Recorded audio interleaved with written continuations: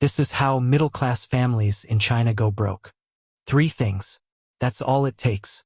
A non-working wife, a multi-million mortgage, and a child in an international school.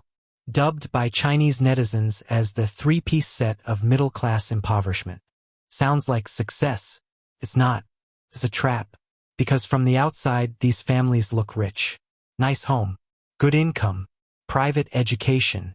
But behind that, one income, massive debt, endless expenses. And here's the scary part. This lifestyle only works if nothing goes wrong. If the salary drops, it breaks. If the job disappears, collapses. If the economy slows down, everything starts to crack. And that's exactly what's happening in China right now. So the real question is, are these people actually middle class? Or just one mistake away from losing everything? Let's break it down. First, a non-working wife. Now from a Western perspective, this might sound normal. Plenty of families choose to have one parent stay at home. But in China, this carries a very different meaning. It's not just a family decision. It's a status signal. It says, I make enough to support the whole family. It looks like success, but economically, it's dangerous because you're turning a dual-income household into a single point of failure. One salary, one source of stability.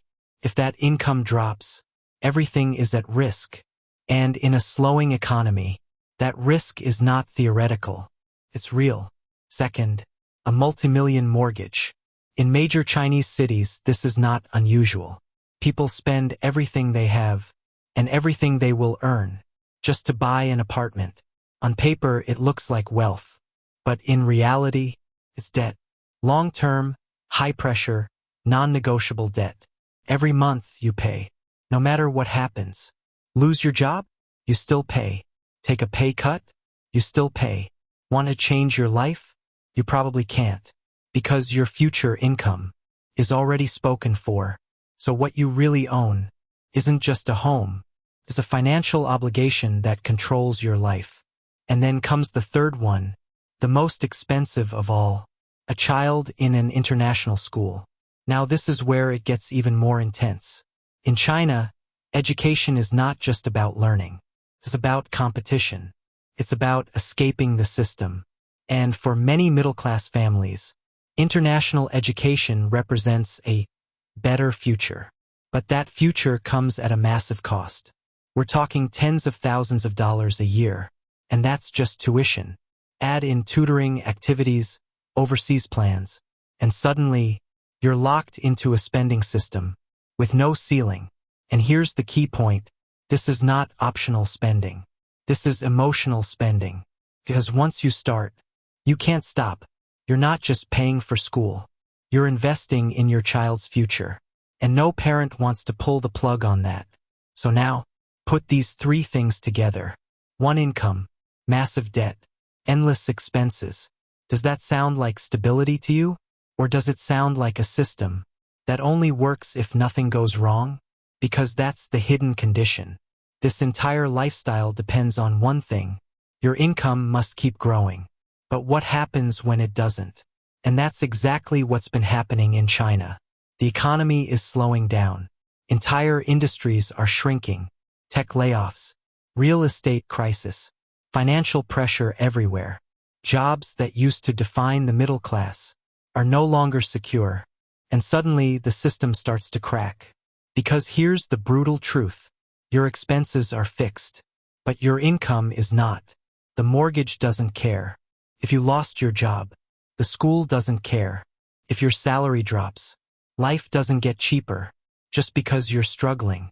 So what happens next? Savings disappear. Stress builds. Choices become limited. And eventually, some families are forced to make impossible decisions. Sell the house, pull the kid out of school, or go deeper into debt. This is what people mean when they talk about falling back into poverty. But here's the deeper question.